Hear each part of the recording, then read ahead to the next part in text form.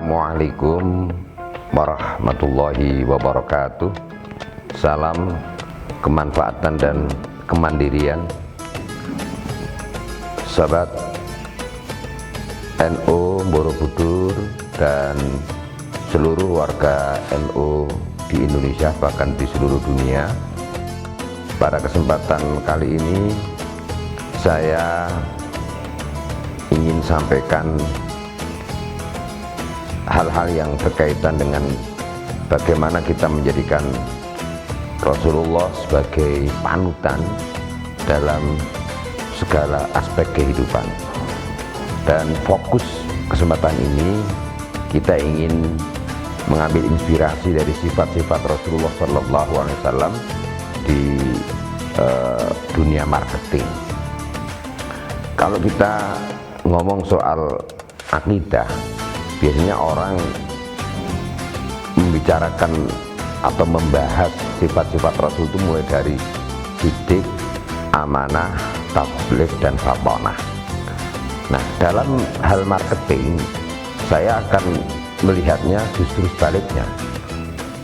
Mengapa? Karena dalam hal marketing itu yang pertama bukan sidik, tapi fatonahnya dulu. Karena orang ketika mau melakukan kegiatan marketing itu harus diawali dengan konsep, dan konsep itu bisa disusun oleh orang yang memiliki kecerdasan. Jadi fatonah, bagaimana orang yang memiliki sifat fatonah atau cerdas itu dapat melihat peluang dan bagaimana menangkapnya, bagaimana secara cerdas melihat tantangan dan hambatan lalu mencari solusinya. Lalu ketika konsep pemasaran, ya, mulai dari melihat peluang, melihat tantangan, dan kemudian bagaimana menyusun strategi secara cerdas, melakukan segmentasi, membuat konsep produk, membuat konsep layanan, dan hal-hal lain yang tidak bisa ditinggalkan dari seluruh rangkaian kegiatan marketing itu, kemudian baru dilandasi dengan sikap dan sifat sidik atau kejujuran, dengan sikap dan sifat tanggung jawab, amanah. Nah, itu baru melakukan kegiatan yang keempat, yaitu tabligh. Kenapa? Tabligh itu sifatnya menyampaikan sebuah konsep yang sudah disusun dengan baik, sehingga tabligh itu dalam hal marketing adalah kegiatan yang terakhir, karena ia lebih banyak bersifat verbal, visual, ya, kemudian audio dan lain sebagainya. Sehingga sekali lagi, ketika kita ingin menjadikan Rasulullah sebagai inspirasi dalam dunia marketing itu, kita harus menggunakan konsep fatonah dulu.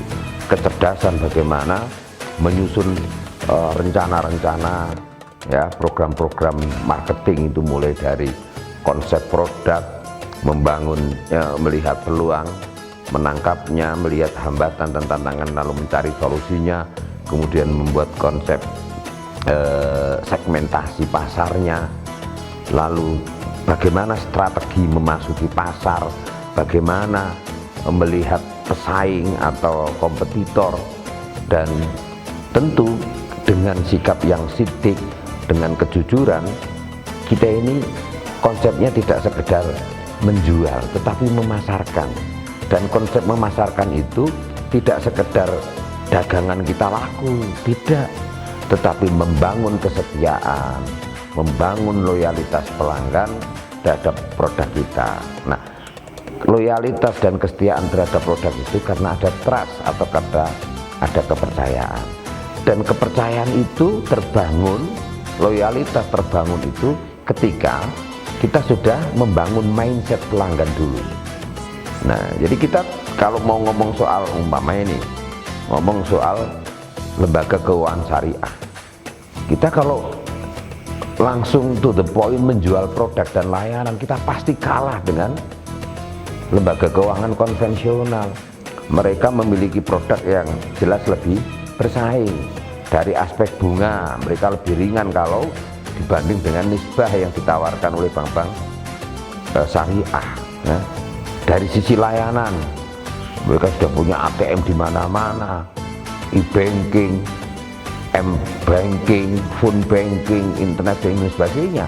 Kita masih jauh ketinggalan, sehingga kalau kita ini ingin memasarkan produk-produk syariah, ya kita harus bangun mindset syariahnya dulu.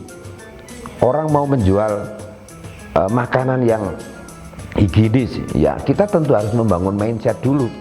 Orang itu kalau mau hidup sehat lah, makanlah makanan yang halal dari aspek zatiahnya, dari aspek perolehannya, dan kemudian makanan itu menjadi sumber energi yang sehat, bukan makanan justru akan melahirkan penyakit-penyakit. Nah, ketika mindset itu sudah terbangun, baru kita kenalkan, nih saya punya produk, nih saya punya layanan, nih saya punya sesuatu yang Anda butuhkan. Jadi konsep memasarkan itu tidak sekedar Anda bisa menjual dengan harga berapa dan keuntungan berapa, bukan, tetapi konsep yang harus kita bangun adalah memasarkan. Dan memasarkan itu tidak hanya sekedar hari ini bisa menjual, tetapi bagaimana kita membangun loyalitas dan kesetiaan pelanggan terhadap produk kita, terhadap layanan kita.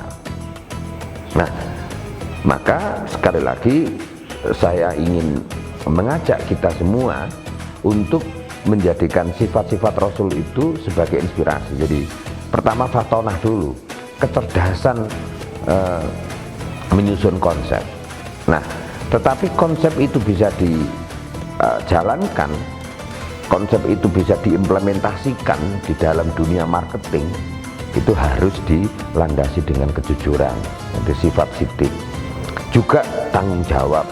Satu contoh nih, umpamanya Anda punya produk, ternyata produk Anda itu tidak sesuai dengan apa yang Anda informasikan mengenai kuantitasnya, mengenai kualitasnya, mengenai efektivitas dari, katakanlah kalau itu obat itu maka efektivitasnya tidak.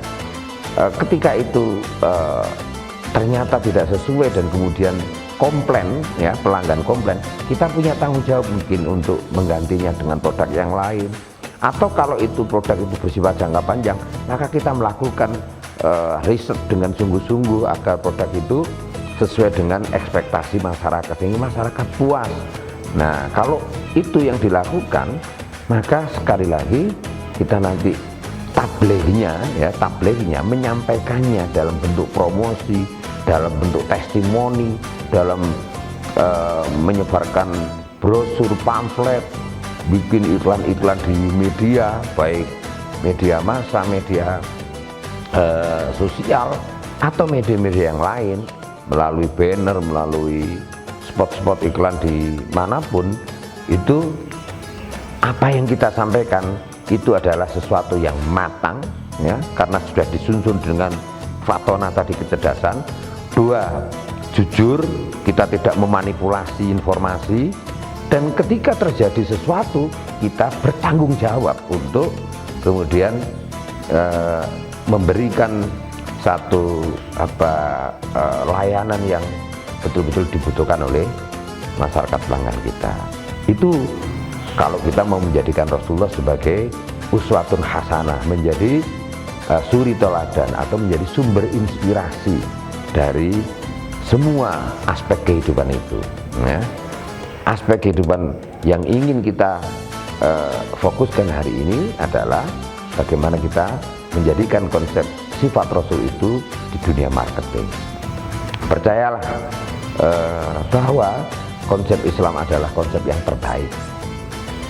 Konsep Islam adalah konsep yang paling